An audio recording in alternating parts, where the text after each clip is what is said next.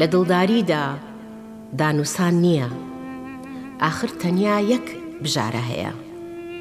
عاشق دوو جۆر نین، هۆشیار و بێهۆش، تەنیا عاشقی پەتیارە هەیە.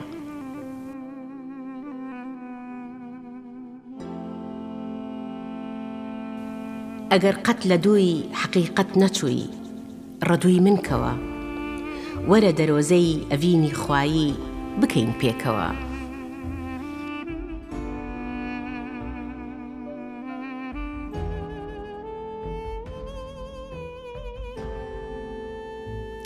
من شێت و شەیدای عشقم و عشقیش، عاشق و شێت و دێوانی منە، جەستەم عاشقی ڕۆحمە و ڕۆحم لە زەریای عشقی جەستەماونە.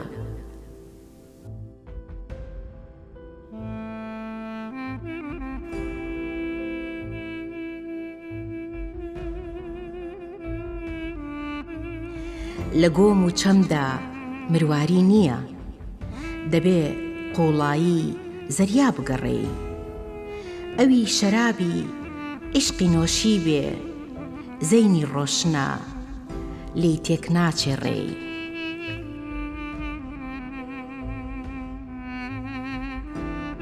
من داوێ دڵم بە گەرومەوە دەبەستێتەوە، بۆیە هۆنراوەم وەکو کانی سۆز دەبوژێتەوە.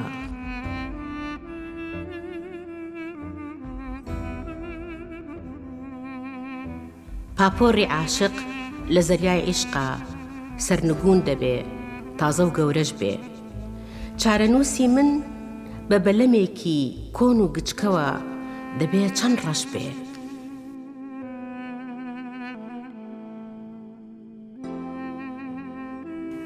من شەیدای شەو نیم، پەسنی خەو نادەم، پەیکی تیرێژم، ڕەنگە سەرخۆش و ڕوت و برسی بم، بەڵام حەق بێژم.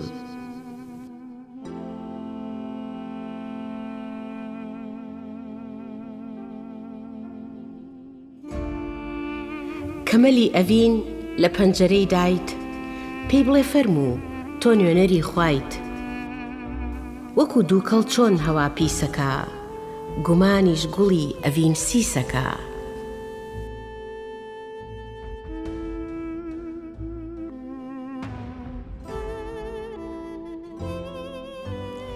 بە دڵێکی پڕ لە پەی کوڵەوە، ڕێت ناکەوێتە باخی گوڵەوە. کاڵفام بیری لای ماڵی دنیایە، خەزێنەی عاشق لە نێو دڵیایە.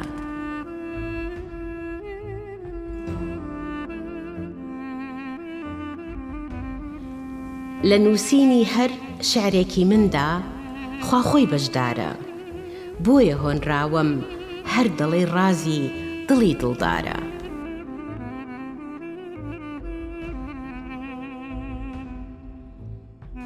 عاشق بە چاوی دڵی دەڕوانێ، بایەخ بۆ ماڵی دنیا دانانێ، خۆی دەدا بە کوشت بۆ دیداری یار، بێ ئەوەی مانای ترس بزانێ.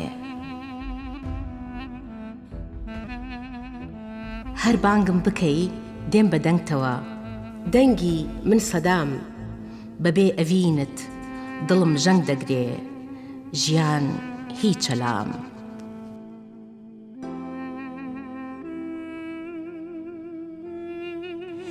گەر ئامادە نیت خۆت ڕووتکەیەوە، نزیک مەبەوە لە ڕووباری حەق. گەر لە دوورەوە بۆنی گوڵ ناکەی، نزیک مەبەوە لە گوڵزاری حەق.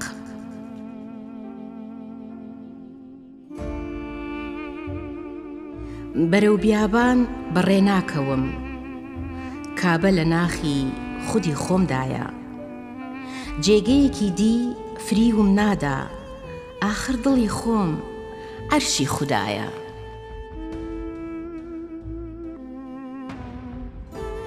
هاوڕێبی لەگەڵ کەسانی نەفام، ئاوێنەی ڕۆحت ژەنگ هەڵدەهێنێ.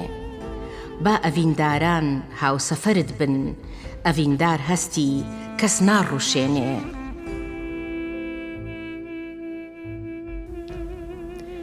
دەستی کردۆتە گەردنی چقڵ بۆیە ئەوەندە بۆنی خۆشە گوڵ ئەستێرە بۆیە دەدرەوشێتەوە چونکە خۆی لە شەو نادزێتەوە.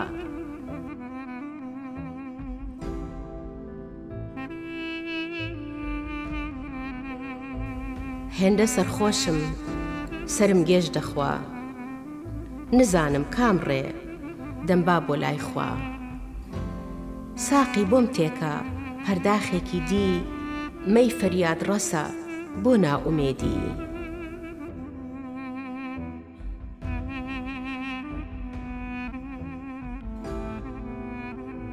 ئازانیم بەڵام دەتوانم خودی خۆم جڵۆ بکەم.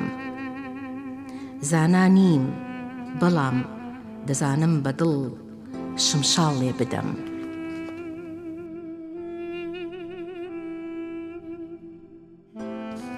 جاران مەسحەفم لە ئامێزدا بوو بە زەبری عیشق، ئێستا ژەنیارم.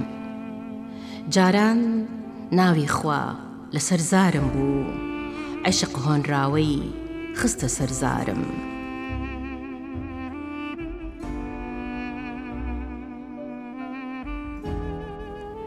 وەرە وەکوو گوڵ بە بێلێ و خەندە ببەخشینەوە، بێدەنگ چیرۆکی خۆشەویستیمان بگێڕینەوە.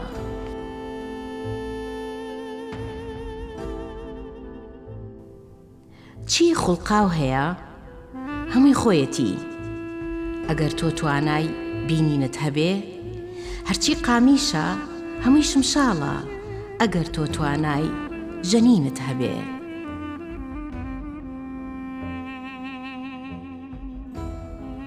چاوەڕوانی تۆم بە دەروونێکی وەک تەنوورەوە، دەرگاواز نەبوو لە پەنجەرەوە بێرە ژوورەوە.